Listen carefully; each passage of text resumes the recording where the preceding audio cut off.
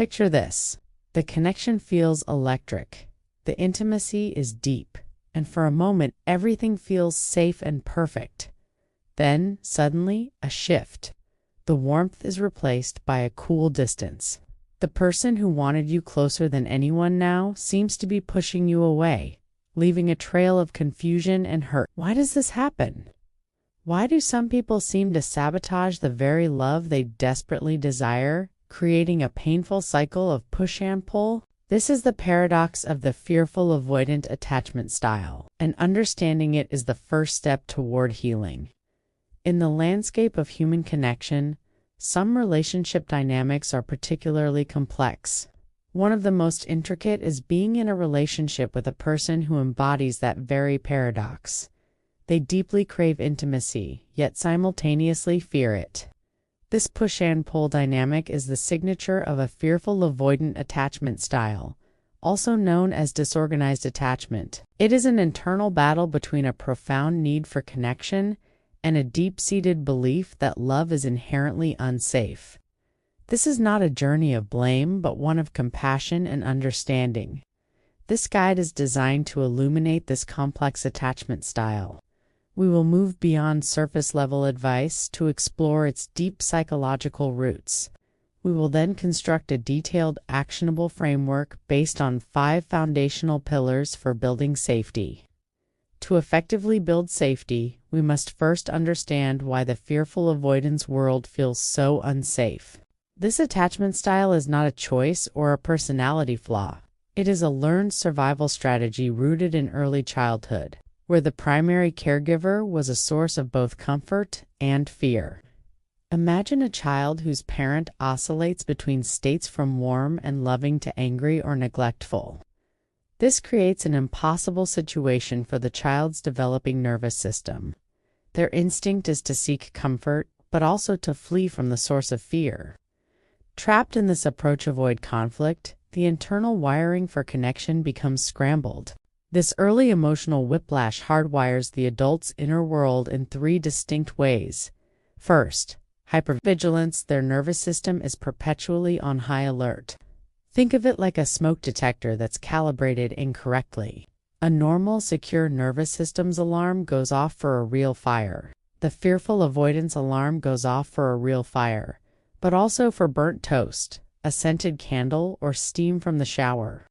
A slight shift in a partner's tone can trigger a disproportionate fear response. Second, cognitive dissonance. They live with 2 powerful, contradictory core beliefs. I desperately need love, versus love will ultimately lead to pain. This creates an exhausting internal tug-of-war. And third, protest behaviors. When triggered by fear, they may resort to subconscious strategies. These are not manipulations. They are desperate cries for safety. They may withdraw completely, lash out, or even sabotage the relationship to preempt the abandonment they feel is inevitable. For a fearful avoidant, trust is not a simple decision. It is an intricate structure that must be built, brick by brick, with consistent, tangible evidence. It's best understood as a hierarchy of needs where each level must be established before the next can feel secure. The first level is predictability. The second level is emotional attunement. The third level is repair after rupture. The fourth level is autonomy with connection. And the final level is shared vulnerability. The following 5 pillars are the tools required to build this architecture of trust. Pillar number 1, radical transparency. This is the practice of proactively narrating your inner world and intentions. Fearful avoidance fear the unknown and often assume the worst. Transparency closes the door to negative speculation and directly counteracts their hypervigilance. For example, instead of saying "I'm fine," a transparent partner would say, "I want to be upfront with you. I'm feeling really stressed from a work situation, and I might be a little quiet tonight. I need you to know this has 0 to do with you or us. I just need some time to decompress." This proactive honesty is a powerful trust builder. Pillar number 2, rituals of reconnection. These are small, consistent habits that reaffirm commitment. They act as anchors against the fear of abandonment. On a neurological level, this consistency releases oxytocin, the bonding hormone which soothes the nervous system. This is about mundane magic, not grand gestures. It could be a non-negotiable morning hug, a 10-minute phone-free daily check-in, or a specific "good night, I love you" text sent every single night. The power is in the unwavering consistency. Pillar number 3, permission for duality. This involves validating the fearful avoidant's conflicting emotions without judgment. It's recognizing that it's okay to feel two opposite things at once. Fearful avoidants often carry immense shame for their hot and cold nature. When a partner normalizes this, it reduces their internal self-criticism. When they withdraw, instead of reacting with frustration, a partner can say, "I sense that part of you wants to connect, and another part is feeling scared. I want you to know that both parts are welcome here. Take all the time and space you need." This shows them that their complexity will not break the bond. Pillar number 4, accountability with compassion. When mistakes happen, a simple "I'm sorry" is often not enough. True accountability involves acknowledging the impact of one's actions and creating a concrete plan for future change. This helps the FA believe that positive change is possible. A strong repair conversation has 3 steps. First, acknowledge the impact. "I understand that when I was late, it made you feel anxious and unimportant." Second, provide context, not excuses. "I got caught in a crisis at work. That's what happened, but it's not an excuse." And third, and most crucially, state the future plan. "From now on, I will make sure to call you if I'm running late." Pillar number 5, boundaries as love. This is the practice of setting clear and kind personal boundaries. This might seem counterintuitive, but it builds immense trust. Fearful avoidants instinctively distrust people-pleasing because it feels inauthentic. When a partner sets a healthy boundary, they demonstrate self-respect and honesty. This shows the FA that their partner is a sturdy individual, which paradoxically makes them feel safer.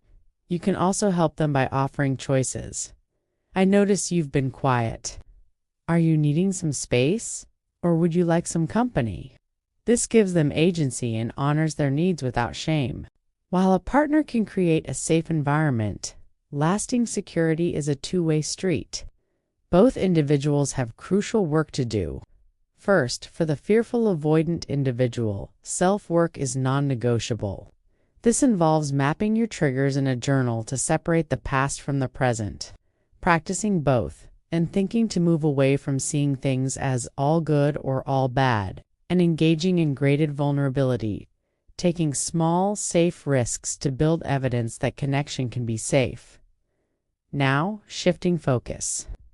For the partner, your role is not to be a therapist, but a secure anchor. This requires seeing their resistance as a form of protection, not rejection. It means becoming a secure base, being available, non-reactive, and curious.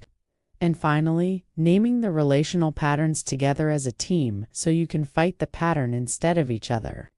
Healing from fearful avoidant attachment is not a quest for a perfect, painless relationship. It is a journey toward what is known as earned security. This is a resilient sense of safety, consciously built day by day, through mutual effort and compassion.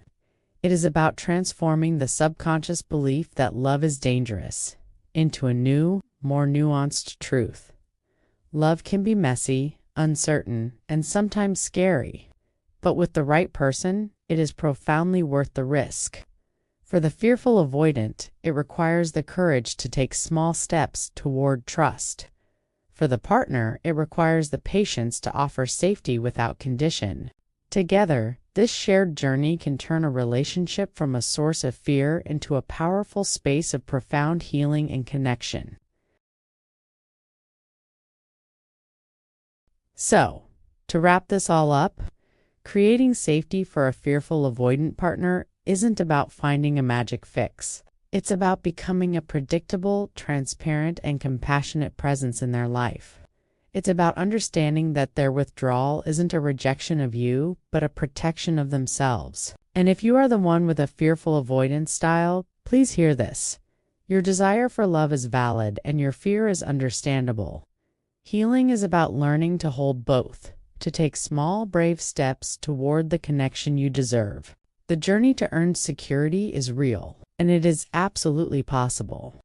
Now, this conversation doesn't have to end here. The most powerful part of healing is knowing you are not alone. So, I have a question for you. In the comments below, I would love for you to share one thing that resonated with you from this video. Was it one of the 5 pillars? The idea of protest behaviors? Or maybe you have a personal insight that could help someone else reading this? Your story matters. Let's make this comment section a space of shared understanding and support. Thank you so much for investing your time today.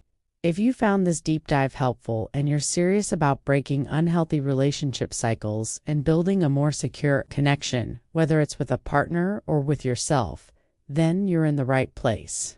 To make sure you don't miss out on this journey of growth and healing, do these 2 simple things.